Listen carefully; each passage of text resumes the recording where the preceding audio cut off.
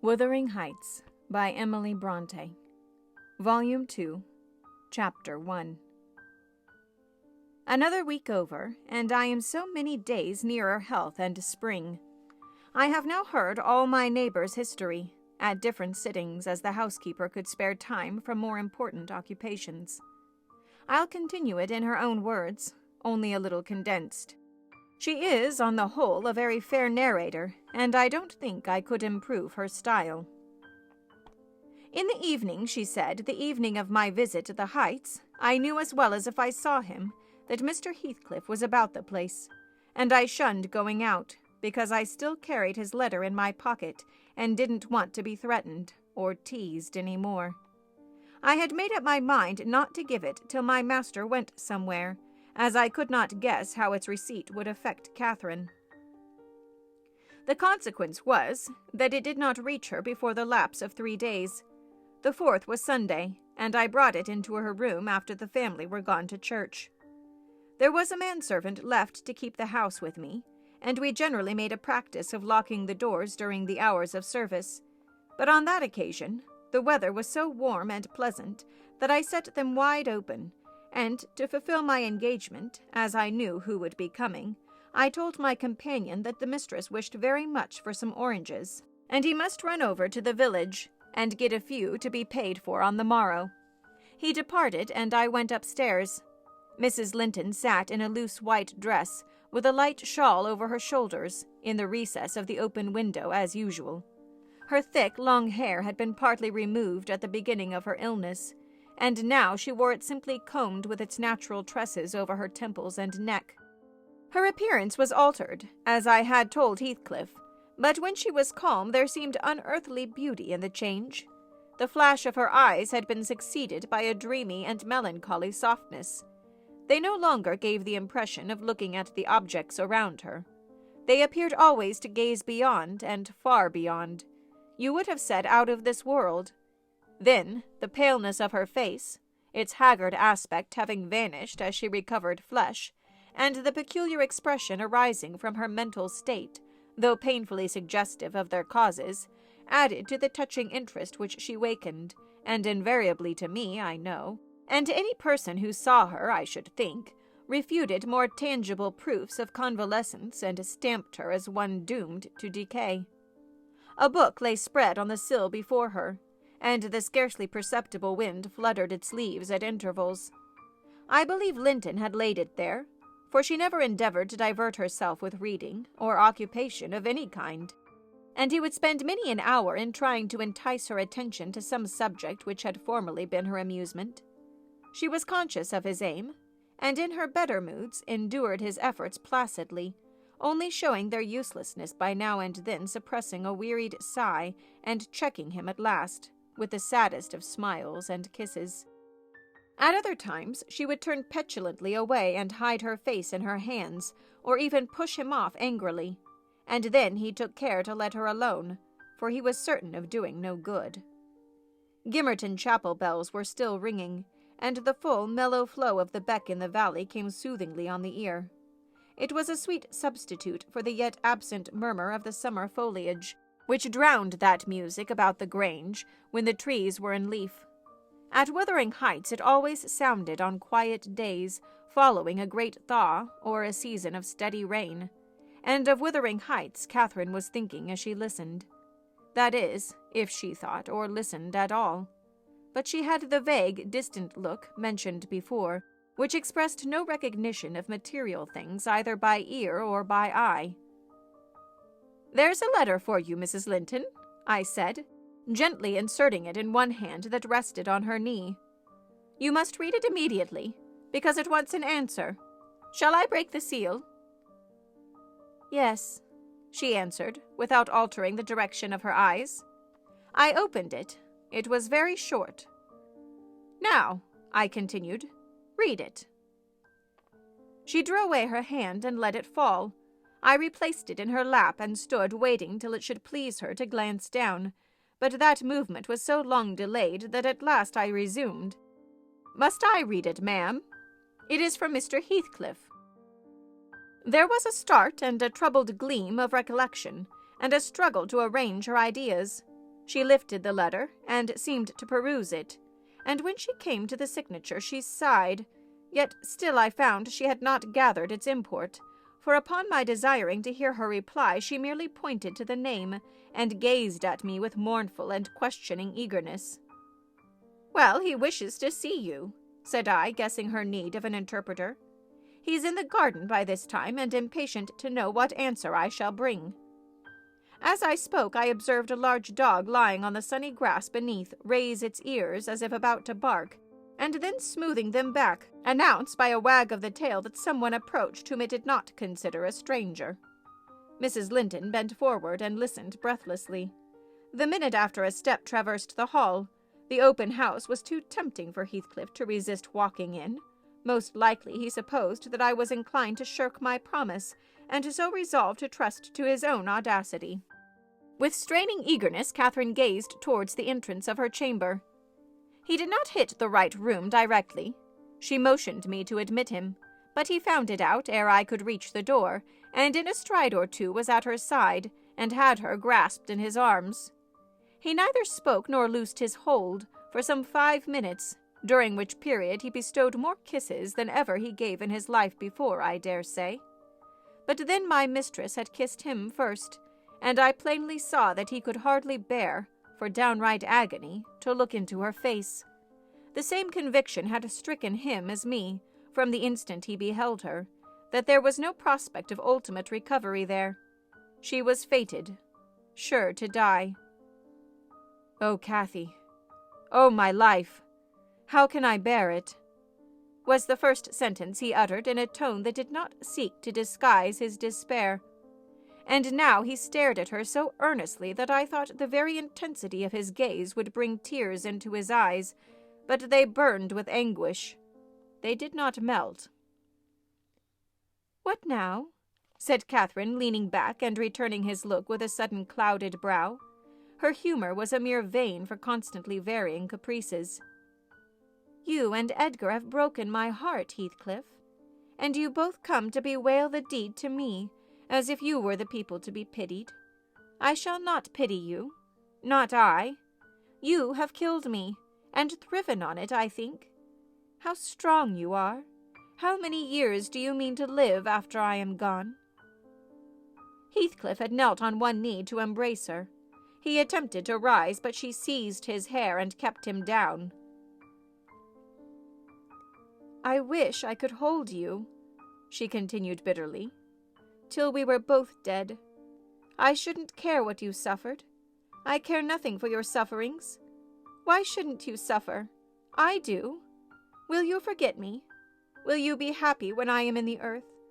Will you say 20 years hence, 'That's the grave of Catherine Earnshaw. I loved her long ago, and was wretched to lose her, but it is past. I've loved many others since. My children are dearer to me than she was, and at death I shall not rejoice that I am going to her. I shall be sorry that I must leave them. Will you say so, Heathcliff?" "Don't torture me till I'm as mad as yourself," cried he, wrenching his hand free and grinding his teeth. The two, to a cool spectator, made a strange and fearful picture. Well might Catherine deem that heaven would be a land of exile to her, unless, with her mortal body, she cast away her mortal character also. Her present countenance had a wild vindictiveness in its white cheek, and its bloodless lip and scintillating eye, and she retained in her closed fingers a portion of the locks she had been grasping. As to her companion, while raising himself with one hand, he had taken her arm with the other, and so inadequate was his stock of gentleness to the requirements of her condition, that on his letting go I saw 4 distinct impressions left blue in the colorless skin. "Are you possessed with a devil?" he pursued savagely, "to talk in that manner to me when you are dying? Do you reflect that all those words will be branded in my memory, and eating deeper eternally after you have left me? You know you lie to say I have killed you, and Catherine, you know that I could as soon forget you as my existence. Is it not sufficient for your infernal selfishness that while you are at peace I shall writhe in the torments of hell?" "I shall not be at peace," moaned Catherine, recalled to a sense of physical weakness by the violent, unequal throbbing of her heart, which beat visibly and audibly under this excess of agitation. She said nothing further till the paroxysm was over. Then she continued more kindly. "I'm not wishing you greater torment than I have, Heathcliff. I only wish us never to be parted, and should a word of mine distress you hereafter, think I feel the same distress underground, and for my own sake forgive me. Come here and kneel down again. You never harmed me in your life. Nay, if you nurse anger, that will be worse to remember than my harsh words. Won't you come here again? Do." Heathcliff went to the back of her chair and leant over, but not so far as to let her see his face, which was livid with emotion. She bent round to look at him. He would not permit it. Turning abruptly, he walked to the fireplace where he stood, silent, with his back towards us. Mrs. Linton's glance followed him suspiciously. Every movement woke a new sentiment in her. After a pause and a prolonged gaze, she resumed, addressing me in accents of indignant disappointment. "Oh, you see, Nellie, he would not relent a moment to keep me out of the grave. That is how I am loved. Well, never mind. That is not my Heathcliff. I shall love mine yet, and take him with me. He's in my soul. And," added she musingly, "the thing that irks me most is this shattered prison after all. I'm tired of being enclosed here. I'm wearying to escape into that glorious world, and to be always there, not seeing it dimly through tears, and yearnings for it through the walls of an aching heart, but really with it and in it. Nellie, you think you are better and more fortunate than I, in full health and strength. You are sorry for me. Very soon that will be altered. I shall be sorry for you. I shall be incomparably beyond and above you all. I wonder he won't be near me." She went on to herself. "I thought he wished it. Heathcliff, dear, you should not be sullen now. Do come to me, Heathcliff."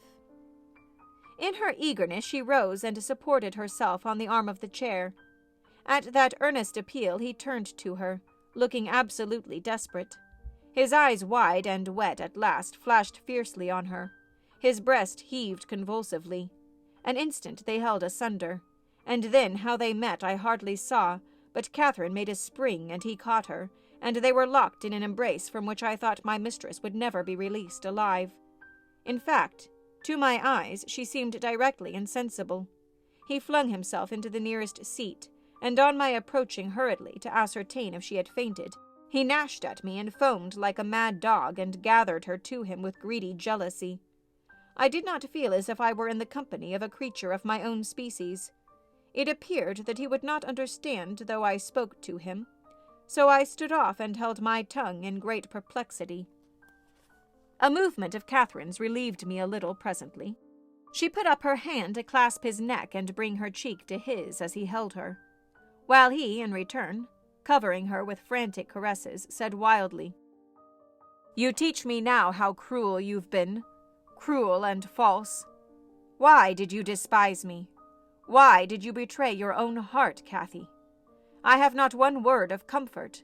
You deserve this. You have killed yourself. Yes, you may kiss me and cry, and wring out my kisses and tears. They'll blight you. They'll damn you. You loved me. Then what right had you to leave me? What right? Answer me, for the poor fancy you felt for Linton. Because misery and degradation and death, and nothing that God or Satan could inflict would have parted us. You, of your own free will, did it. I have not broken your heart. You have broken it, and in breaking it you have broken mine. So much the worse for me that I am strong. Do I want to live? What kind of living will it be when you... Oh, God! Would you like to live with your soul in the grave?" "Let me alone. Let me alone," sobbed Catherine. "If I've done wrong, I'm dying for it. It is enough. You left me too, but I won't upbraid you. I forgive you. Forgive me."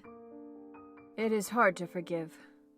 "And to look at those eyes, and feel those wasted hands," he answered. "Kiss me again, and don't let me see your eyes. I forgive what you have done to me. I love my murderer, but yours? How can I?" They were silent, their faces hid against each other, and washed by each other's tears. At least, I suppose the weeping was on both sides, as it seemed Heathcliff could weep on a great occasion like this. I grew very uncomfortable meanwhile, for the afternoon wore fast away.